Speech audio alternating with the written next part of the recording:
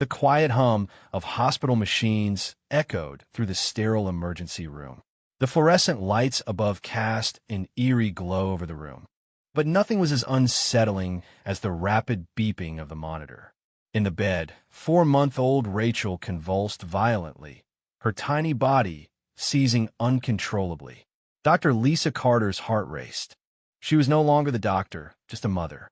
She grabbed her daughter's hand, her medical training momentarily forgotten, replaced by raw fear.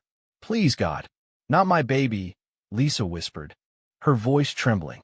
She looked up, but the man she'd always relied on, her husband John, stood frozen at the door, a silent witness to the terror unfolding. Their rescue dog, Tiny, who had been a constant presence by Rachel's side, let out a soft whimper, his usual playful demeanor replaced with distress. But it wasn't the beeping monitors or the chaotic scene that brought them to attention. It was the strange, unexplainable action of the dog that stunned everyone in the room. As Dr. Anderson barked orders to clear the room, Tiny refused to leave. His eyes never left Rachel's crumpled form. The room was chaos. Nurses shouted orders. Medical staff rushed to adjust 4 lines. But in the midst of the storm, Tiny's behavior shifted.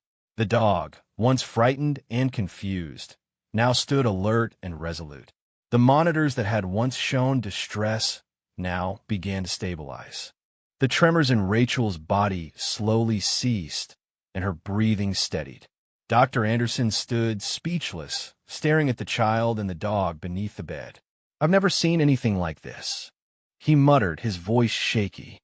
Lisa and John exchanged a look, tears streaming down their faces. Could this be a miracle? This night would mark the beginning of a journey that would challenge everything they knew about love, family, and the unexpected ways life can change. It all started with a moment of terror, one that no one could have predicted, and a small, yet determined, dog. Lisa and John sat side by side in the hospital room, Rachel nestled in her mother's arms, her tiny body now peaceful after the terrifying ordeal.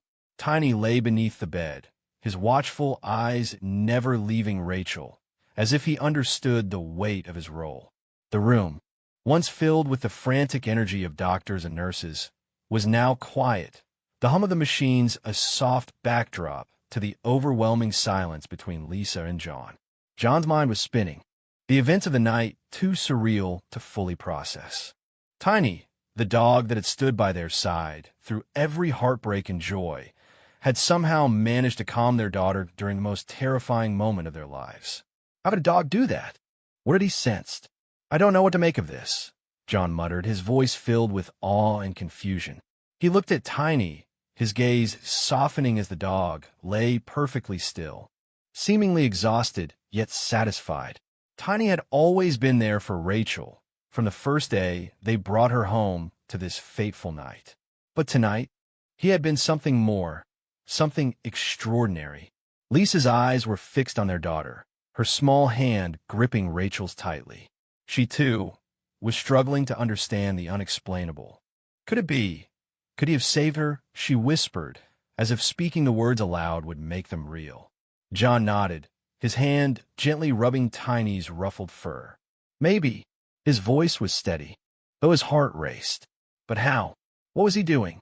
Lisa shook her head, unsure. As a doctor, she knew better than anyone the limits of medical science. But what they had just witnessed didn't fit any textbook. It defied all logic and reason. And yet, here they were, with their daughter's life still intact, thanks to a dog. Their lives, which had once seemed so perfectly planned, had become something entirely different. For years, they had struggled to conceive, their dreams of a family shattered with each failed attempt, each negative test. But tonight, in the midst of their greatest fear, a dog had stepped in and, in his own way, given them hope. The doctors hadn't yet explained what had caused Rachel's seizure, but they'd managed to stabilize her. The cause remained uncertain, but they were hopeful that with further testing, they would have answers. Yet for now, all that mattered was that she was alive. And Tiny, with his loyal eyes and protective nature, had played a crucial part in that. "I think we need to stop questioning it," Lisa said softly, her eyes meeting John's. "We're still here. Rachel's still with us, and Tiny, he's not just a dog. He's a guardian. John squeezed her hand. He's more than that. He's part of our family. Lisa smiled, her heart full of emotion. For all the plans they'd made, all the pain they had endured, they had never expected to find their greatest miracle in this form. A rescue dog with a heart just as big as his spirit. It was in this moment, as Tiny curled up at the foot of their daughter's bed, that they realized they had been given a gift far beyond what they could have ever hoped for. It wasn't a child of their own blood, nor was it the perfect life they had dreamed of. But in their hearts, they knew that the love they had for Rachel, and now for Tiny, was just as real, just as deep. Their journey was far from over. The road ahead would be filled with challenges they hadn't yet imagined, but they knew they were no longer walking it alone. They had each other, and they had Tiny, their unexpected hero. Weeks passed in a blur of therapy sessions, doctor's visits, and sleepless nights.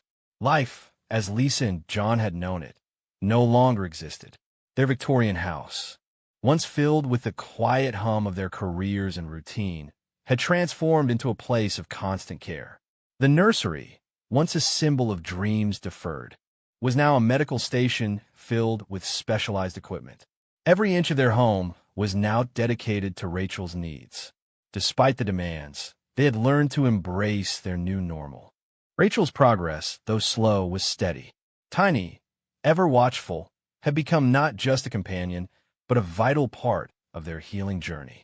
He seemed to understand more than any of them.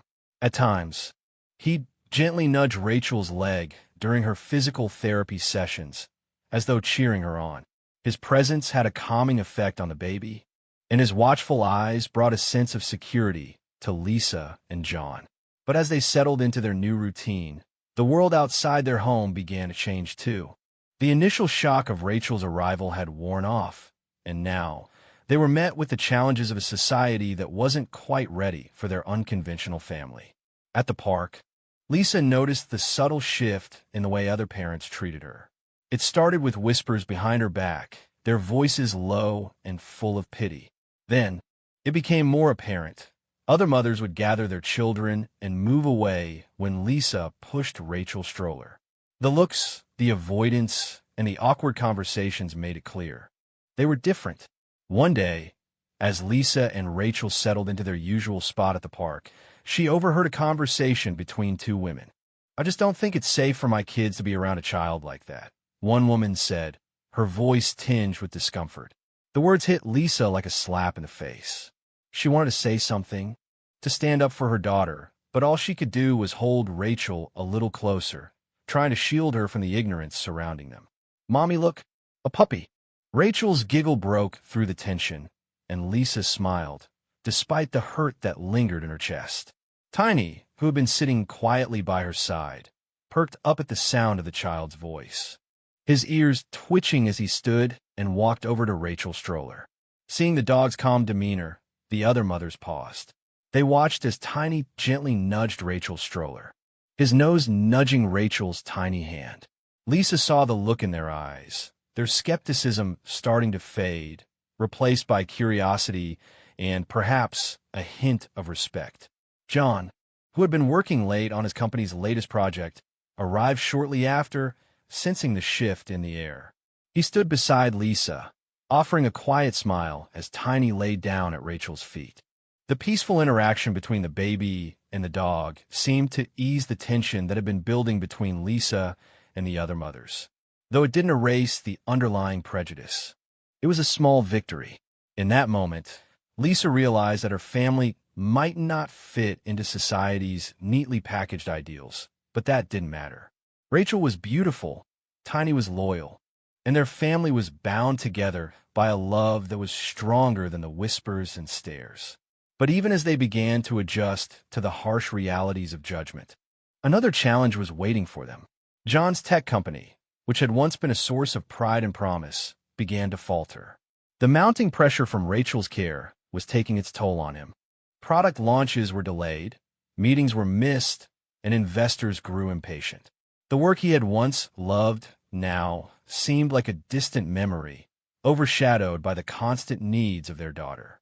Maybe it's time for me to step back, John said one night, as they sat in the living room after another long day. His voice was heavy with frustration. I can't keep doing this. Rachel's needs come first. Lisa reached for his hand, squeezing it tightly. You've always been a fighter, John. You've built something incredible, and we've come this far because of your strength. But this is different.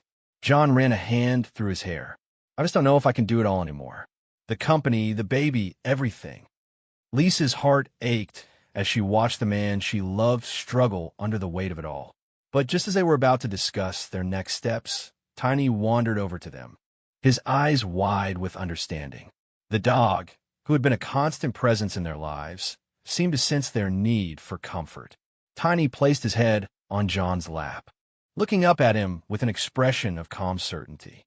For a moment, the world outside their home seemed to vanish, and all that remained was the quiet love shared between them and the dog. I think we're going to be okay, John said, his voice softer now, his gaze meeting Lisa's. We've made it through so much. We can handle this too. Lisa nodded, her heart swelling with pride. She knew that they had no control over the challenges ahead, but they would face them together. And with Tiny by their side, they had already learned what true strength meant. It wasn't about perfection. It wasn't about the world's expectations. It was about love, the love they shared as a family and the love Tiny had shown for them. Days turned into weeks, and the Browns' new normal continued to unfold. Their home, once filled with quiet routines and the occasional clink of coffee mugs, now thrummed with the constant hum of medical equipment. Every room held a different need. The living room was now a makeshift physical therapy area. The kitchen was dedicated to specialized meal prep, and the nursery, once filled with hopes of toys and laughter, had become an intricately planned care unit. The exhaustion was mounting. Lisa had reduced her hours at the hospital, but even with her best efforts to juggle her professional life with Rachel's needs, the strain was beginning to show. Her usually composed demeanor had given way to quiet, hidden fatigue. Nights spent comforting Rachel after her therapy sessions often stretched into hours of worry, her mind constantly racing with medical reports, possible outcomes, and the endless list of things that needed to be done. John, too, found himself drained. His company, which had once been his passion, now seemed like a distant dream. He spent long nights brainstorming adaptive technology solutions for special needs children, but the hours were taking their toll. The family savings, once earmarked for vacations and plans of future expansion, were now being diverted to Rachel's medical care, equipment, and therapy. And yet, through it all, Tiny was their anchor. The dog, who had once simply been a pet, had evolved into a silent hero in their home. His presence was a constant source of comfort, his loyalty never wavering. Tiny had become Rachel's protector, her constant companion through the grueling therapy sessions and long nights. The dog's watchful eyes never left her side, even as the weight of responsibility began to weigh heavily on the Browns. One evening, as Lisa worked on Rachel's therapy routine, John sat in the corner, his head in his hands. It had been a long day of conference calls, investor negotiations, and scrambling to keep his company afloat. His body felt as though it had been pushed beyond its limit, but he couldn't stop. Not now. Not when they had come so far. Lisa, noticing the tension in her husband's posture, walked over and placed a hand on his shoulder. You've been going nonstop, John. You need a rest. We both do. John looked up, his eyes heavy with fatigue. I can't stop. I have to keep going.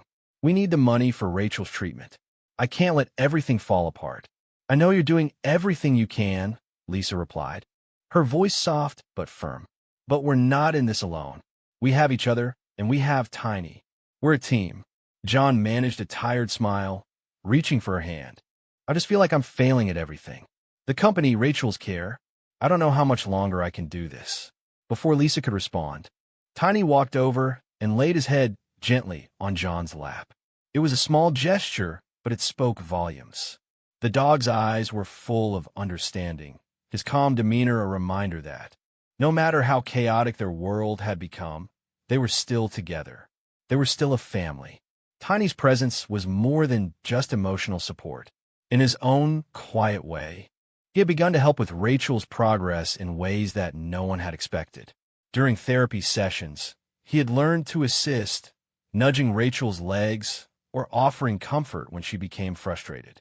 He had an uncanny ability to sense when Rachel needed a break or when she needed to push herself harder. On the days when Lisa felt overwhelmed, Tiny was always there, sitting quietly beside her, as if reminding her that she was doing her best. And in those moments of exhaustion, Tiny's gentle presence provided a much-needed sense of peace. But despite the love and support from Tiny, the outside world was becoming increasingly difficult to navigate. The prejudice and judgment that they had briefly brushed off earlier had now begun to take root in their community. At the local grocery store, parents would subtly pull their children away when they saw Rachel in her stroller. At the park, whispers followed them wherever they went. Lisa tried to ignore the stares, to focus on Rachel and Tiny, but it was hard. It was hard to constantly feel like they were different. It was hard to explain to people who didn't understand why Rachel needed a service dog or why they couldn't just let her be normal. One afternoon, while shopping for groceries, Lisa overheard a conversation between two women. One of them, who had once been friendly, now stood in the aisle, her voice laced with judgment. "I just don't know if it's safe for my kids to be around that child," she said, her eyes flicking nervously to Rachel. Lisa's stomach twisted, but she kept walking. She refused to let their ignorance affect her anymore. She had her family. She had Tiny, and that was all that mattered. But even as they weathered the storm of social prejudice, something unexpected happened. One day, as Lisa was pushing Rachel's stroller down the street, a neighbor, who had always kept her distance, came over to speak with her. "I just wanted to say," the woman hesitated, her voice soft, "I've seen how you care for Rachel. I know it's been hard, but you and John, you're doing a great job." The unexpected kindness took Lisa by surprise. The woman had never been anything but distant, yet here she was, offering a simple but much-needed word of encouragement. Lisa smiled, grateful for the rare moment of compassion. Later that evening, John returned from work, tired but determined. He could see the change in Lisa's eyes. The frustration was still there, but now there was something else, something stronger. "How was your day?" he asked, taking a seat beside her on the couch. "It was tough," she said, her voice tinged with exhaustion. "But there was this one moment. One of the neighbors came over and said she saw how hard we were trying. She said we were doing a good job." John's expression softened. "I'm glad you got that. You've been so focused on everything else that I think you forgot to see how amazing you're doing." Lisa rested her head on his shoulder, closing her eyes for a moment. The weight of their reality was always there, but now they were starting to see glimpses of the strength they had built, strength that came not just from their love for Rachel, but from their love for each other, and from the unexpected hero that lay curled up at their feet. Tiny, their loyal dog, was their reminder that sometimes the greatest strength comes from the most unexpected places. The days following Rachel's arrival were the hardest Lisa and John had ever faced. The constant worry over her medical care, the therapy sessions that stretched into hours of exhaustion, and the emotional toll of being judged by the very community they had once been so deeply connected to, it all weighed on them. But there were moments, small moments, that reminded them of why they had fought so hard. Tiny had become more than just a therapy dog. He was their anchor, their protector, and their lifeline. And through it all, he had remained by their side, never wavering in his dedication to Rachel and to them. But now another challenge had emerged. Rachel had been progressing steadily in her therapy, her muscles slowly responding to the exercises, her strength returning bit by bit. But Lisa and John knew that the road ahead would be long. The doctors had said there was potential for full mobility, but they couldn't promise anything. And so, the weight of every decision, every small step forward, felt as if it could tip them into the unknown. One chilly morning, as the sun began to rise over the Boston skyline, John sat at the kitchen table, his laptop open before him. He had been up early, catching up on emails from his company, still working tirelessly to keep his business afloat. Rachel, who had grown stronger with each passing day, lay on a mat in the living room, her legs being carefully moved through their range of motion by Lisa. Tiny, as usual, sat by her side, watching with attentive eyes. Suddenly, Tiny's ears perked up. He stood and trotted over to Rachel, nuzzling her gently. Lisa looked up, puzzled. "Tiny? What is it, boy?" Without warning, Tiny barked, sharp and insistent. It wasn't his usual playful bark. This one was filled with urgency. Rachel stirred, her small body twitching as if something was wrong. Lisa's heart skipped a beat. "John," she called, her voice tight with panic. John rushed in from the kitchen, his face etched with concern. "What's wrong?" Lisa was already on her knees beside Rachel, checking her vitals. Her breathing, it's erratic. Something's wrong. In that moment, the calm and composed mother, the doctor, was pushed aside. All that mattered was Rachel, their daughter, who, in that instant, seemed to be slipping away from them. The monitor beside Rachel's crib beeped erratically, sending a wave of panic through Lisa. Her professional instincts kicked in, but they were no match for the overwhelming fear that gripped her chest. John, who had seen Lisa face countless medical emergencies with steady hands, felt the panic rise in his own chest. "What do we do? What do we do?" he whispered, helpless. Tiny didn't wait for anyone. The dog's natural instinct took over as he moved closer to Rachel, positioning himself between her and the parents. His posture was protective, his body poised to guard her. Lisa, still fighting against her own fear, began performing the emergency procedure they'd practiced over and over, though she never thought she'd have to use it on her own child. Seconds felt like hours.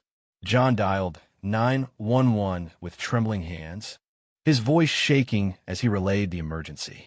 Tiny remained steadfast, his eyes never leaving Rachel's tiny face, his growls low and continuous, as if to warn anyone who would dare to come near. The minutes stretched on, but just as the ambulance arrived, Rachel's breathing steadied. The frantic beeping of the monitor slowed, and Lisa breathed a shaky sigh of relief. She looked up, meeting John's eyes, and saw the same mixture of disbelief and gratitude mirrored there. Tiny hadn't just been a companion during the quiet moments. In this, their greatest moment of need, Tiny had been the unwavering protector they hadn't even known they needed. At the hospital, the doctors confirmed that Rachel's condition had been exacerbated by an unexpected complication, a small but critical issue in her respiratory system. They explained that, while it wasn't life-threatening, it could have been. Without Tiny's intervention, without his protective instinct and alertness, they might not have caught it in time. As Lisa and John sat in the hospital's consultation room, Tiny curled up at Rachel's feet, they both realized something that changed their perspective forever. Their family wasn't defined by their struggles or the judgment they faced. It wasn't about the perfect life they'd imagined or the perfect child. It was about love, the fierce, unrelenting love they had for Rachel and for each other, and the miraculous ways it had transformed their world. Over the following weeks, Rachel continued to improve. The road ahead was still uncertain, but Lisa and John had learned something important from the experience. Life would never be easy, and their journey with Rachel would continue to challenge them in ways they couldn't even imagine. But they were ready. They were stronger now, together, and nothing, not even the harshest challenges, could tear them apart.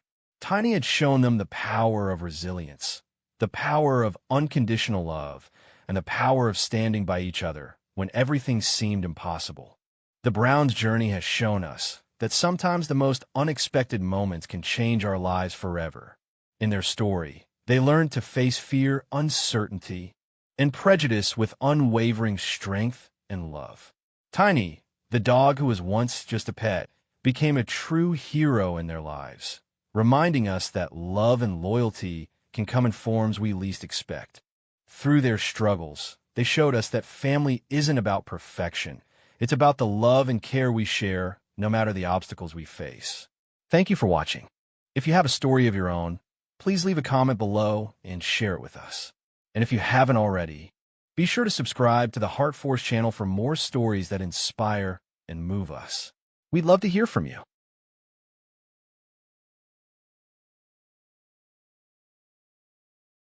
When I saw 3 tiny bundles on the cold ground, my breath caught.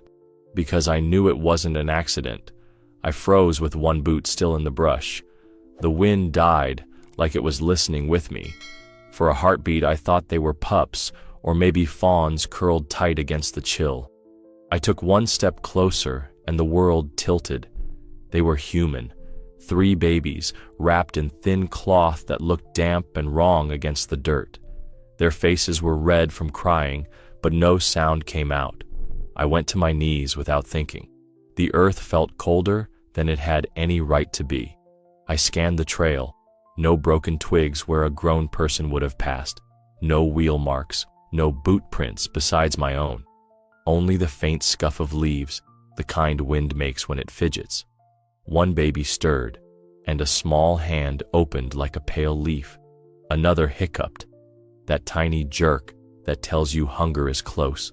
The third lay still, eyes half closed, the way sleep looks when it is too thin to hold. I put my glove near his mouth to feel the air. It was there, but weak, like a match about to give up. My mind grabbed the easy story. Some cruel person left them and ran. That was all. Pick them up, carry them out, call for help. I told myself it was simple, and for a breath I believed it. But the hair on my neck rose before I heard a thing. A weight pressed on the silence behind me. I turned, slow as if the air had thickened. Between 2 pines, the shadow of a large body did not move. Amber caught in the dim light, then 2 eyes opened the distance like a blade. A wolf, bigger than any I had seen this season. She did not snarl. She did not lower her head to charge. She stood, tall and still, the way sentries stand when they do not plan to lose. I tasted metal in my mouth. My hands remembered the rifle at my shoulder, but my fingers would not lift. She glanced at the babies and then back at me. That look was not wild hunger.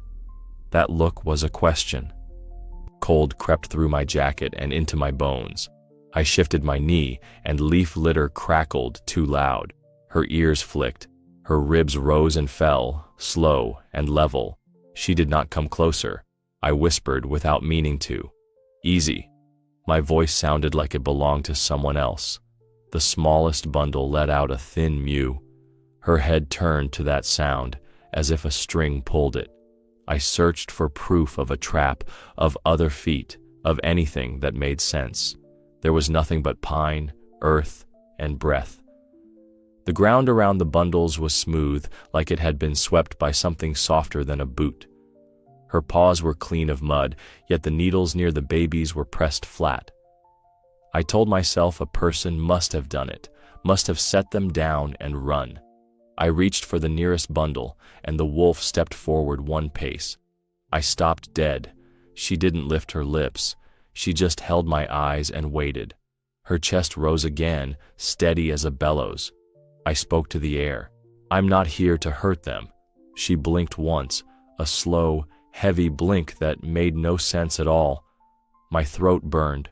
The truth pressed against my ribs from the inside. She turned her head, and I saw the line of her flank. Scarred, lean, winter-hard. This was not a pet. This was the forest wearing skin and judgment. I swallowed and tried again. My glove brushed the edge of a cloth, and the second baby startled, a tiny gasp. The wolf's ears tipped toward the sound. Still no growl. Still no charge. She only watched me, then the babies, then me again. I thought, stupidly, that she was waiting for her pack, that in another breath the brush would fill with bodies and teeth. I pictured how quick it could be. I pictured how slow. My heart pounded so hard it shook the thought loose. The silence between us stretched tight and thin. I could hear my own blood. I could hear the faintest rustle as a small foot pushed against the cloth. I could hear the wolf breathing, even and sure, as if she had all the time in the world. I did not. I edged my body between her and the babies, more instinct than plan. She didn't flinch. Her gaze climbed up to my face and stayed. There was no hate there. There was something I do not have a word for. I have stared into many animal eyes. Hunger, fear, pain, I know those lights. This was different. This was weight without threat. This was a measure. My mouth went dry and my hands began to shake. I could not tell if I was more afraid of her teeth or of what I was starting to understand. I have been wrong before in the woods, but not like this. Not this far. The smallest bundle gave a thin cry like a bird that fell from its nest. The wolf's head dipped a fraction. Her body stayed where it was, holding ground not as a thief, but as a guard. She looked at me as if she were guarding not wolf pups, but her own children. I did not know what to do with that. I thought that was the end of it, that I would scoop them up and run, and the wild would snap shut behind me. But the forest held its breath with mine. The path out felt longer than any mile I had ever walked, and the shadow between the pines did not vanish. It only watched, as if waiting to see whether I was worth trusting. I braced for the lunge. Every lesson I ever learned in the woods stacked itself in my spine. Do not turn, do not run, make yourself broad. I told my hands to rise for the rifle, and they would not.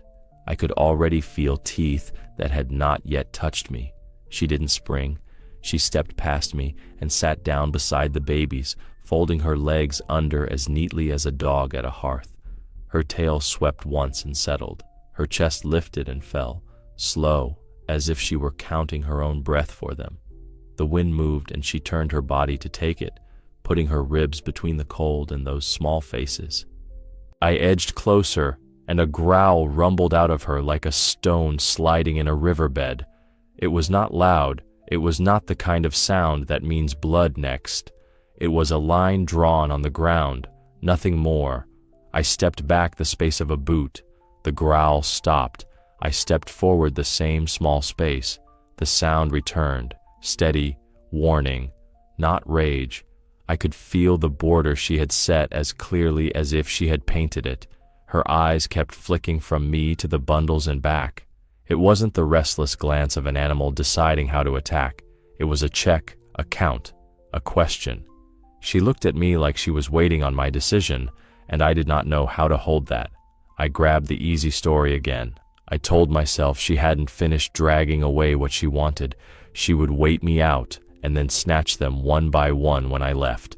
I decided she simply hadn't had time to take her prey. Then the smallest bundle let out a thin cry, and the wolf leaned in, not with teeth but with her nose, and pushed the edge of the cloth up over the tiny bare cheek. She tucked it.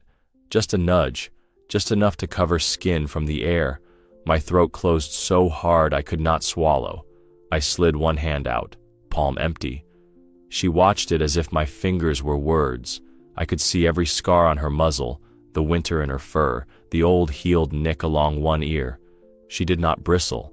She only angled her shoulder more into the wind so it hit her before it reached them. When the second baby hiccuped, she lowered her head and sniffed, then touched her tongue once to the wrinkled brow. The crying cut off like a string had been saved from snapping. If your heart is tight in your chest right now, you know what I felt. Subscribe if you believe nature still keeps its miracles. I tell the truth about what the wild really does. I crouched again. Easy, I said, and my voice shook. She stared straight into me. I cannot explain what it is like to be measured by a creature that owes you nothing. I tried to count the risks, my distance, the angle, the ground, the chance her pack was already in the brush behind me. My skin prickled as if 100 eyes had opened at once. I inched one knee closer. The growl returned, soft, even. I stopped. The growl faded. A boundary held. She glanced at the babies again, then back at me, and went still. It was the stillness of someone at a door, listening for footsteps, deciding whether to open or bar it. "I'm going to help," I whispered. "I will not hurt them." I don't know why I believe she understood, but I did. The second bundle wriggled, and a foot pushed free of the cloth. The wolf noticed before I did. She slid her nose under the loosened fold and lifted it with care, tucking the foot back as if she had done that same motion 100 times for her own. I felt something in me give way. I understood then. The animal was caring for them like a mother would. Nothing in my training covered this. Nothing in any story I had heard fit the sight of a wild throat lying unguarded near human skin. My eyes kept searching for proof of a trick, a rope, a collar, a person behind a tree, a camera lens. There was only forest and breath and the slow rise and fall of a ribcage shared with the cold, so the children did not have to. I thought that was the shape of it, that I would hold my distance, wait for a chance, gather the babies and leave, and the wolf would fade like mist, and I would take my shaking home as a lesson. I thought that was all, but her ears tipped to a sound I could not hear, and her head lifted, and the woods changed color, and I knew this was only the beginning. I slid my hands toward the nearest bundle. The wolf did not leap. She watched my fingers like they were small animals I might hurt. I touched the cloth, felt the heat of a tiny body through the damp, and eased the weight up from the ground. My arms shook. The baby's breath fluttered against my wrist like a moth. The wolf's pupils widened, then narrowed. Still no snarl, still that steady breath. A long, low note drifted through the trees. It started as a thread and pulled taut until the whole ridge seemed to hum with it. Another answered from farther off, then a third, higher, impatient and young. The pack. My heart went hard and hollow. I pictured gray backs sliding out of the brush. I pictured the flash of teeth. I pictured how fast a circle can close when it is made of hunger. I planted one knee on the ground and put my body between the sound and the baby's, knowing it would not matter. She moved before I did. She stood and stepped in front of me, putting her chest to the line of trees and her shoulder near my shoulder. Her weight was calm, like a door being set in its frame. She was not facing me now. She was facing them. The howl came again, closer, my mouth filled with the sour taste of panic. I forced air in. I felt the tiny breath against my wrist again and counted it. 1, 2, 3, as if my counting could hold the world together. The wolf flicked one ear toward me, as if checking I was still there, then fixed back on the dark. A shape detached itself from the pines, gray on gray. Another slid left, careful, silent. A third came straight down the slope and stopped where the ground dipped. I could see ribs under winter coats, legs like springs, faces trying to read a page they had not seen before. The she-wolf's head rose a fraction. No sound left her. She did not bare her teeth. She just stood, a piece of earth with a heartbeat. I told myself this was a momentary delay, a pause in the inevitable, a heartbeat's courtesy before the rush. The rush did not come. They fanned out, but the line they drew bent itself around us. One passed so close I could smell the dark, clean scent of wet fur, and he did not look at me. He looked at the bundles. He looked and then looked away, as if looking too long would be rude. Another circled behind, nose to ground, tail level, ears forward but soft. A young one stepped out of turn, and the big gray at his side nudged his shoulder with a closed mouth, pushing him back into place. I lifted the second bundle from the dirt, slow, the way you lift a sleeping bird. The wolf eased a half step with me, keeping her body between the ring and the small faces. When the baby whimpered, one of the circling wolves paused, head tilted, listening with a stillness I had only ever seen when they stare at the horizon. Then he moved on, not toward us, but around us, as if we were a fire they meant to guard against the wind. The third bundle was the lightest and the coldest. I tucked the frayed cloth under his chin, and the she-wolf leaned to watch my hands, not my throat. A pulse thudded in my ears so loud I could barely hear them moving, but I heard something else too, a low chuff from the old gray who had set the line. Not threat, not warning, a note I had heard mothers use when they collect their own. The hair on my arms rose. They looked at me as if they understood. These children mattered more than anything. My fear broke in a strange way. It did not leave. It changed shape. It mixed with something that made my eyes burn. I wanted to thank them and had no language for it. My body remembered danger, even while my chest recognized something that did not fit the names I had for the wild. I kept expecting the snap, the test, the price. It did not come. We stood inside that slow, moving circle for a long minute that felt like a year. The wolves' feet made almost no sound. Needles shifted, breath clouded and faded. The big gray took the highest point of the ring and watched the trees behind us, so I did not have to. The she-wolf lowered her head and listened to the smallest baby's breath with me, like we were two people at the same cradle. I thought, foolishly, that their patience meant they would drift away soon and I would shoulder my strange load and leave. I thought the test was over. The wind turned colder and more shapes stepped out of the trees, not rushing, not sneaking, placing their feet as if each step mattered. The ring thickened and tightened, but not to crush, to hold, and I felt the next question rise like moonlight. How in the name of everything was I going to move these children through the forest with a pack around me and the day dying fast? The she-wolf glanced up at me then, as if she had heard that question, and took one deliberate step forward, pointing her body down the only open lane the ring had left. I decided to carry them out. The choice felt like stepping off a cliff. My arms already held two small lives, and the third lay waiting under thin cloth. Fear pressed up through my boots, steady and cold. I looked at the she-wolf and waited for the snap, the sudden no. Instead, she leaned forward and nudged my knee with her nose, a small push toward the last bundle. Then she stepped back, giving me room the size of a breath. I do not know a word for trust when it comes from a creature that should hate you. I slid the third baby into my coat against the heat of my body. The she-wolf turned with me, shoulder to my thigh, as if we were tied by a quiet rope. Her gaze swept the trees in front. Mine kept jerking to the shadows behind. The pack loosened their ring and fell away to a careful distance, not leaving, not crowding. We took the first steps together. Needles shifted. The babies breathed, fragile and brave. The she-wolf matched my pace, not too far, not too near, a walking wall between us and the dark. I thought they were only watching their prize, waiting for a slip, a stumble, some human mistake they could claim. But when the wind turned and stung, she moved to the side that took the hardest bite of it and walked there, ribs taking the cold so the little faces would not. A young gray loped ahead and stopped, listening, then looked back at us and veered left to open a path where the brush was thin.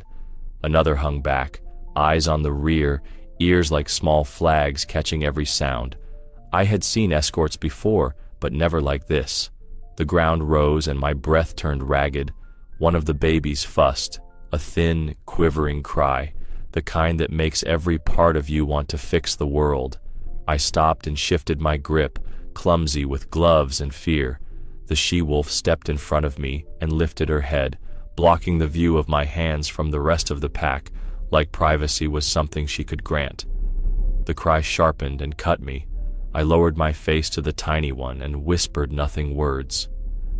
The she-wolf leaned in and touched her tongue once to the wet cheek, a quick, careful wash the way mothers do when they cannot reach with hands. The crying stopped mid-sound, broke off clean as a twig. My eyes filled and overflowed before I knew it was happening. I cried because I realized the animal was kinder than many people. Tears ran hot and foolish down a cold face. I did not hide them. The babies slept and woke in quick tides. Each time they stirred, the pack paused, listening, not with hunger but with attention, like the forest itself had taken on a duty. We crossed a deadfall, slick with frost. I balanced, heart in my mouth. The she-wolf went first, turned, and waited at the far edge until my boots reached safe ground, then touched the log with her paw as if to say, "Here, here, this is how." The young gray who had scouted ahead lifted his nose and gave a soft chuff I felt more than heard. The line behind us shifted to match. I kept expecting the old story to return, the one where the wild remembers what it is and tears apart what it cannot understand. It did not. When my foot slid and I clutched the bundles too tight, the she-wolf pressed her shoulder into my thigh to steady me. When my breath hitched, she slowed. When the smallest one gave a weak cough, she looked back at me, then laid her head level with the baby, listening, waiting until the air smoothed out again. Needles glittered with cold light. The day thinned. I started counting breaths because numbers were the only thing that seemed to hold. In, outside, in, outside. The pack moved like a thought kept simple on purpose.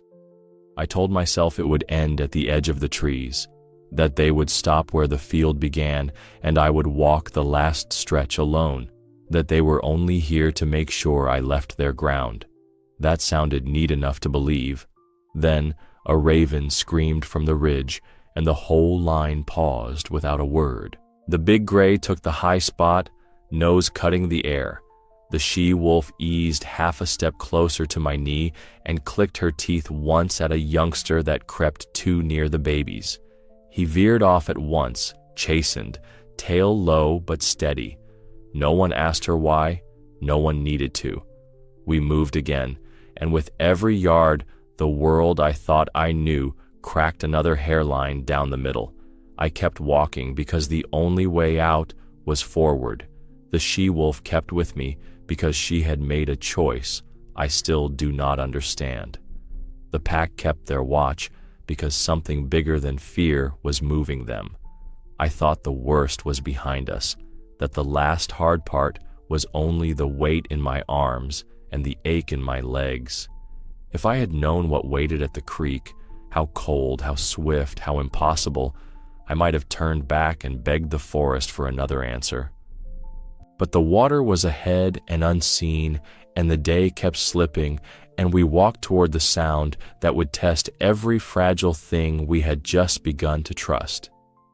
We broke out of the trees into a narrow clearing, and for a breath, I believed we were safe. The sky opened a little. The wind thinned. My knees went weak with borrowed relief. Grass showed through frost like dull thread through cloth. I told myself the worst had ended at the tree line, and the rest was only walking. Then the babies began to cry.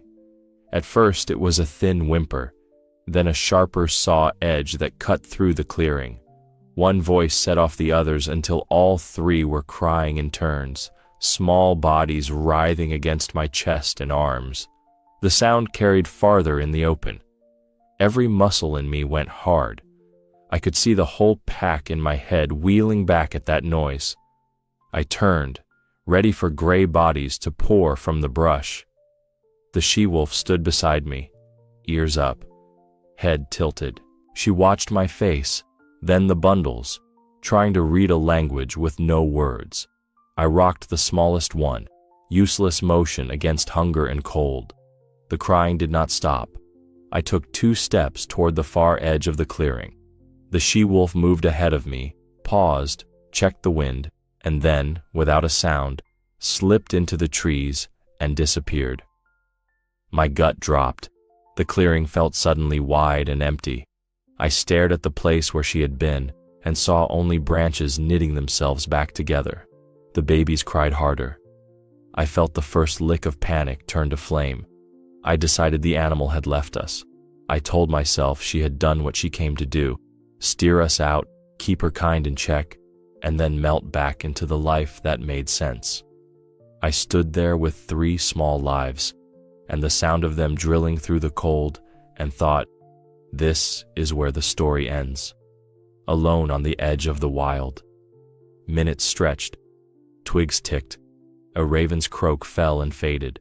I shifted my hold and whispered the same small comforts that never helped, hoping the shape of my voice would count for food. It didn't. Then the brush parted. She stepped out of the trees with something dark and heavy hanging from her mouth, wings dragged, limp. It was a bird, big as my forearm, fresh and still. She walked straight to us, placed it on the ground by my boot, and looked up at me. I could not breathe. She was bringing them food like they were her own pups. I stared at the bird, at her, at the bird again. Her chest lifted, fell, steady. She nosed the body closer to my toe and then flicked her eyes to the smallest bundle. There was no mistaking it. An offering, not to me, but to the crying that would not stop. I don't know what my face did then, but I felt something break open behind my ribs. My throat burned. I had to blink hard to see. The baby's cries hitched and wavered at the sudden quiet purpose that settled over us all. I crouched and turned the littlest one so he could feel the warmth of my body more. The she-wolf watched, head low, tail still, a mother holding herself back at the door. The pack, which I had braced to see charging, appeared at the far edge of the clearing one by one and stopped, forming a loose, respectful line. No one crossed closer than a few careful yards. They stood like sentries, looking outward. A young gray shifted his weight, impatient. The big old male brushed him with a closed mouth, and the youngster settled, eyes fixed on the trees, not on the meat, not on the babies, not on me. The rules were different here. I could feel them even if I didn't know the words. The she-wolf bent and tore a strip from the bird's breast with delicate teeth, then paused, glancing at me, at the tiny faces, as if waiting for my permission to do what instinct told her to do. I shook my head, helpless human, useless and grateful, and fumbled in my pack for anything that could stand in for milk. Cloth. Water warmed against my skin. I dampened a corner and touched it to the smallest mouth. He latched to wetness, not food, but it calmed him, just enough. The other two followed like they had practiced this before they were born. The she-wolf watched each little change in their breathing and eased onto her belly beside us, planting her body between the wind and the small faces. When one baby sobbed again, sharp and sudden, she leaned in and licked his cheek, quick as a heartbeat. The sob broke to a sigh. My eyes filled. I let them. I cried because the animal was kinder than many people I have known. For a few minutes, the clearing became a room with walls made of fur and breath. The pack held the horizon. The wind softened. The baby's cries thinned to small hiccups, and then to sleep. I stroked the edge of a cloth with a clumsy glove and tried not to shake. I thought that would be the end of the nightmare, that the worst work of the day had turned into a strange sort of peace and would stay that way until we reached the road. I thought we had found our footing again, strange as it was, and that nothing else would rise up out of the trees to test it. Then the first cold hiss reached us from beyond the birches, a sound like teeth chattering under the earth. Water, fast and hard, not far ahead.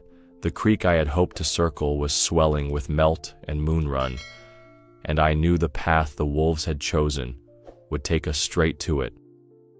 I built a small fire with shaking hands, dry bark, thin sticks, breath held like it would help the spark take. The first flame licked up and I fed it careful, scared to smother it with my hope. Heat found my fingers and ran up my arms. I held the babies close to the smoke's edge, the way you hold cold stones to the sun. They stopped crying one by one. The smallest blinked slow and let his mouth fall open in sleep. The others sighed like tiny bellows easing. I felt the ground soften under my knees as if the forest itself had let out a breath. The she-wolf lay down on the other side of them without being told. She folded her legs and pressed her flank along the cloth piles, not too hard, just enough to share warmth. Steam rose faint from her coat as the fire found the frost on her.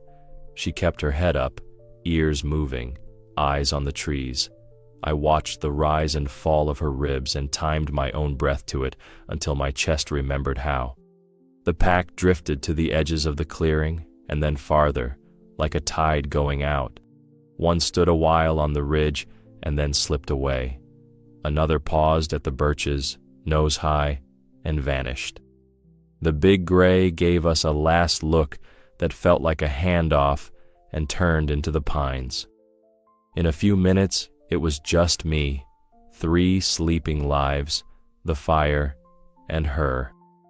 I thought that now she would simply stand guard.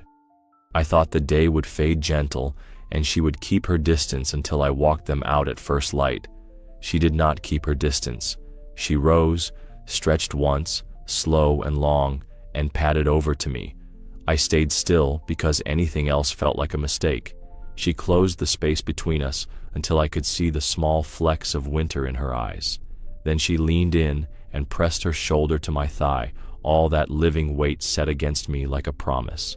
I did not breathe for a count of 10. I did not turn my head. I let the moment tell me what it was.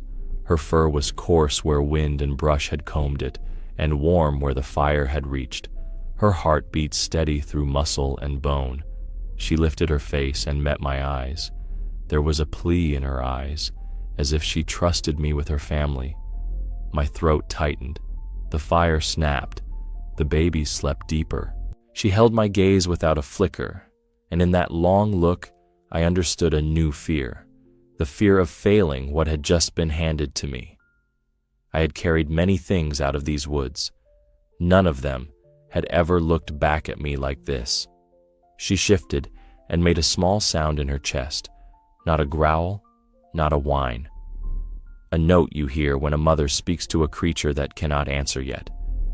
Then she stepped away and tucked herself along the babies again, belly to their blankets, tail curled to catch any stray cold. When one tossed and made a soft, lost noise, she lowered her head and breathed warm air over his face until he stilled. I fed the fire a few more sticks and watched the smoke climb. My hands steadied. The woods settled into night sounds, far wings, a branch easing, the creek's cold hiss just beyond the dark. I could feel the water like a new question rising out of the ground. She looked at the flames, then at me, then at the trees where the pack had gone. The quiet around us was not empty. It held shape.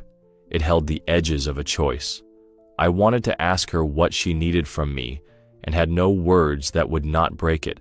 I thought again she would keep to her post till dawn, and that would be the end of this strange truce.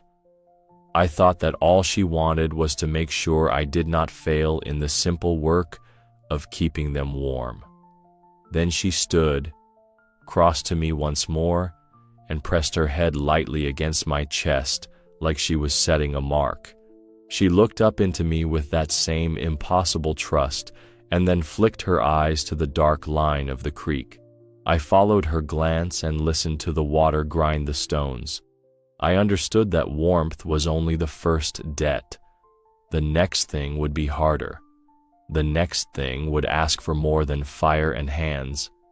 If I had known what that water would take from us and give back, I might have begged the night to last forever.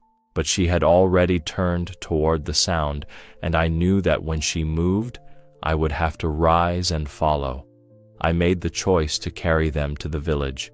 The creek hissed in the dark like a warning. The fire burned low behind us. I lifted the first bundle, then the second, then set the third against my chest under my coat. She rose with me. She took the lead without being asked. Her ears cut the wind. Her body found the shallow places before my boots did. We moved toward the water, because there was no other way that did not cost more time than the babies had. The bank crumbled under frost. Stones shifted. I tested one with my heel, and it rolled like a bad tooth. The she-wolf stepped in, one paw, then another, slow, deliberate, feeling the current like a hand. She turned her head back to me and waited. I followed where she set her feet. Cold climbed my legs like iron. The bundles were warm and terrified and very quiet. I kept my arms high and my breath higher. Midstream, the smallest stiffened. He made a thin, trapped sound that was not a cry. His mouth opened, but no air came. His face went the wrong color fast. Panic shattered my thinking.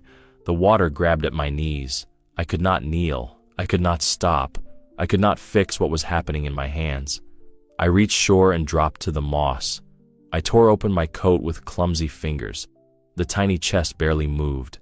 The small mouth pinched, and the eyes rolled, and the quiet felt like a scream. "I don't know what to do," I said to no one and to everything. My hands forgot every simple thing. My head emptied out. I looked at the she-wolf because I had nothing left. She slid close on her belly, careful as breath. She placed herself beside the smallest one and lowered her head. Her tongue touched the tiny sternum in small, quick strokes, then the throat, then back to the chest, rhythmic, firm, like a heart outside the body, calling the one inside to wake. She breathed warm over his face between licks, a soft push of air that smelled like pine and winter. I held my own breath so I could hear his. Nothing. The world narrowed to her steady work. My fear and my faith wrestled in the same inch of space. Then a cough, thin as thread. Another, stronger. The chest hitched. Air rushed in with a small, desperate sound that made my vision swim. The baby cried, weak, wet, angry at the world. I have never heard anything as beautiful. The she-wolf stopped and looked at me once, just once, to be sure I had seen what she had done. I nodded because my mouth would not work. She had saved a human life. My fear collapsed into something heavier and kinder. I wanted to thank her with words she could not know. I wanted to wrap the whole forest in my arms. I wanted to weep, and I did. I thought that was the last miracle, that nothing else could climb higher than this. I thought the story had spent itself. She proved me wrong by doing nothing at all. She took one step back, then another. She stood where the trees began and watched me gather the bundles again. Her chest rose and fell, steady. Her eyes held me in place. She looked at me like a mother looks at a nanny she trusts with what is most precious. The meaning landed so hard I swayed. This was not surrender. This was not defeat. It was a giving over and a reckoning at the same time. I lifted the smallest closer to my heat. I checked each breath, counting without numbers. The she-wolf remained at the edge between us and the dark, neither leaving nor coming closer. She had done what only she could do, and now she was asking me to do the rest. The creek gnashed behind us like bad memory. The wind shifted and carried a hint of smoke from far fields. I could almost see the road that would lead me home if I believed it existed. The baby sighed and settled, worn out from crying and from being saved. I stood, and the world tilted and then steadied. She held my eyes one last time. No growl, no order, only that strange, deep permission. I turned toward the dim smear of open land. I walked because the choice had been made for me by something better than logic. Behind me, I felt her watching, not as a hunter, not as a judge, but as the keeper of a promise that now lived in my arms. If I had known how the night would end at the field's edge, what sound would rise and what silence would answer, I might have begged for one more mile of trees. But the ground opened, and the cold pulled at my sleeves, and I carried the children into the dark that leads to light, while the wild stood and let me go. We came out of the last trees, and the field lights from the far houses looked like small moons set in the grass. My legs shook from the stop more than from the walking. A dog barked, another answered, and then a door slammed somewhere ahead. I held the babies higher against my chest, as if the sight of people might chill them. For a breath I told myself it was finished, that I had crossed the line where the wild gives you back to your own, and nothing more is asked. Then the sound rolled over the field. It wasn't close. It wasn't a threat. It was one long note lifting and falling, clear as a bell struck under snow. The she-wolf's voice. It carried like water carries light, and I felt every hair on my arms rise. I turned toward the dark edge of the woods and saw nothing. but I knew she was there, not to claim, not to call me back, only to say goodbye. People were running now. A woman with a shawl took the first bundle from me like it was her own heartbeat. A man I knew by his hat, but not his name, grabbed the second, eyes wide, mouth working. "Where?" he asked. "Who?" I tried to answer, and the words came out in the wrong order. I pointed to the trees. "Found them there," I said. "Not alone." They packed around me with questions.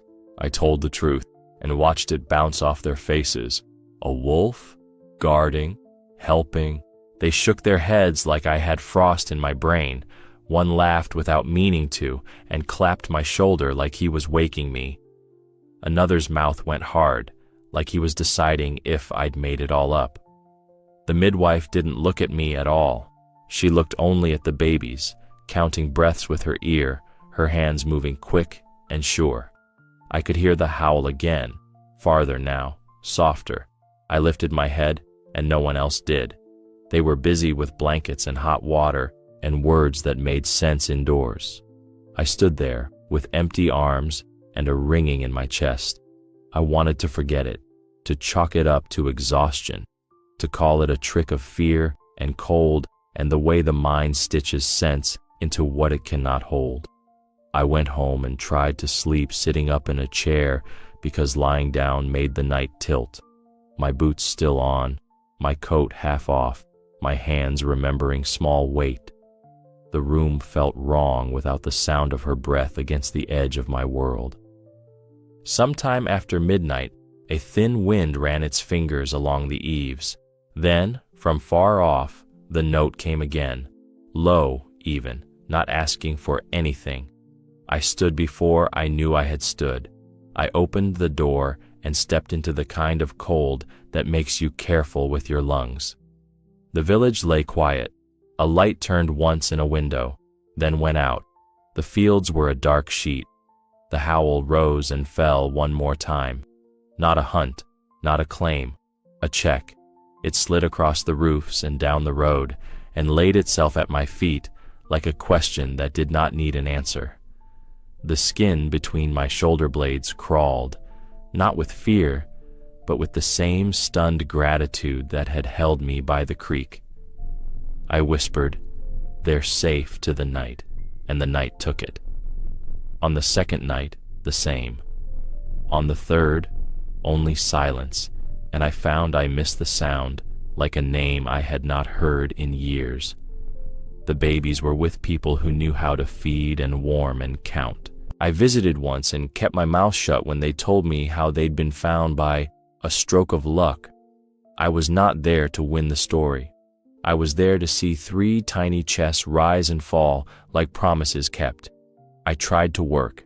I tried to move through the day the way you move when nothing strange has happened. The world looked the same and did not feel it. Every trail had a second path laid over it now, one only I could see. I understood. Animals remember kindness. It landed in me like a stone dropped into a deep well, not a lesson I had earned, a debt I had been given. The next morning I packed a small bundle and walked back to the tree line. I did not call. I did not whistle. I stood and waited with my hat in my hands and the breath burning white, wanting only to say thank you to the dark that had eyes in it. I did not know if she would answer. I did not know if she needed to, but I knew I was not done. The story had not finished at the road. It had only turned, the way a river turns just before it widens, and I found myself listening for the sound that would tell me where to go next. Weeks later, I went back to the forest. I told no one. I left before dawn with a small bundle and the quiet you carry when you're going to speak to something older than you. The fields were rutted with thaw and frost, the sky a thin gray lid. I walked the same path because my feet remembered even if my head wanted to forget. The trees took me in without comment. A woodpecker worked somewhere high, steady as a clock. I kept my eyes low, looking for what the world leaves when it passes. A bend in grass, a smear in mud, the kind of truth that does not explain itself. My breath fogged and faded. I listened for her and heard only distance. I reached the place. The ground knew me. Needles lay in the same strange circle, pressed where small weight had slept. The fire scar had healed to a dark coin. For a long minute there was nothing except the sound of my own sleeve as I moved. Then I saw them, fresh tracks at the edge of the clearing, not old, not soft. Edges clean, pads plain, claws a neat signature at the tips. Prints from a wolf heavy with winter, and smaller ones beside, light as thumbprints. They wound to the spot where the babies had lain, then away, then back again, like someone coming to a door and not yet knocking. The clearing was empty. No breath in the brush, no flash of gray through the pines, only the marks of a visit and the feeling that I had missed someone by a handful of heartbeats. Silence held the place the way a palm holds a small stone. I set my bundle down, a thick blanket, a strip of smoked meat I knew she did not need, what passed for an offering from foolish hands. I stood with my hat in my fingers because standing bare is the only honest way I know to say a thing like this. "Thank you," I whispered, and the word left me like warmth leaving a cup. I thought that was all. I thought the forest would take the thanks and keep its own counsel, and that nothing more would come of it. I almost turned to go. Then the sound rose, one voice, not near, not far. It lifted out of the trees and poured into the cold until even the bark seemed to listen, not the hunt call, not the high talk of yearlings. A lone note that spread wide and then narrowed to a point that found the center of me. My heart stopped for one beat and then came back different. I did not answer. I could not. I only stood there while the last of it faded like breath on glass. I have heard wolves all my life. This was not for the pack. This was for me. I saw the tracks again in my mind, the small ones and the large, the way they circled the place where the babies had been. I saw her body between me and the others, her shoulder at my thigh, her tongue on a human child's skin. I saw the way she had stepped back at the creek and handed me a task with nothing but her eyes. The thought that had been walking behind me for weeks finally came and stood where I could see it. She had trusted me with what was most precious to her. It was not meat or territory or pride. It was not even her own safety. It was the promise she had taken up when she found 3 small lives where they did not belong. She guarded that promise and then gave it to me because I could carry it farther than she could. She weighed me and my kind and decided that the smallest chance was worth more than the surest habit. I felt the ground tilt and the air thin. I felt the old stories I carried in my bones loosen and fall. I had been so certain of what the wild is, of what it wants, of what it takes. Standing in that quiet, with the tracks drying at my feet and her voice still ringing the edge of the world, I knew I had been wrong in a way that makes you want to kneel. I knelt. I do not remember deciding to. I pressed my hand to the earth where the babies had slept, and the heat of my palm did not seem enough. Tears came before I knew they were coming. They were hot and foolish and right. I cried because this cannot be, and yet I saw it. I cried because a wolf measured a man and found him fit to borrow her faith. I cried because something so old and simple had reached across the line I thought could not be crossed and placed its weight in my hands. There is no prayer for that. There is only the life you try to live after. The wind shifted. A raven cut the clearing and was gone.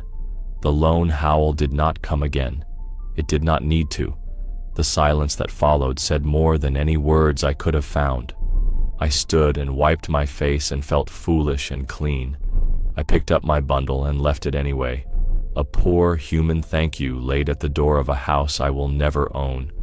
On the way out, I found my own tracks from weeks before, half erased by weather and time. They threaded beside the wolves as if the 2 paths had always meant to braid for a few yards and then part. On the ridge, I turned once and looked back, and the clearing looked like any other patch of trees to anyone else. That is how the world keeps its secrets. It makes them look ordinary once they have done their work. I walked toward the fields and the roofs and the noise, and every sound of the village felt new. A child laughed somewhere past the road. A door shut. A kettle lid rattled and stilled. Life going on, unaware that the forest had leaned close and taught one stubborn man a different language. I still wake some nights when the wind comes right. I still listen. Sometimes I hear her, and sometimes I don't. Either way, I answer the same way, with the same few words given to the dark with a foolish man's hope. They are safe.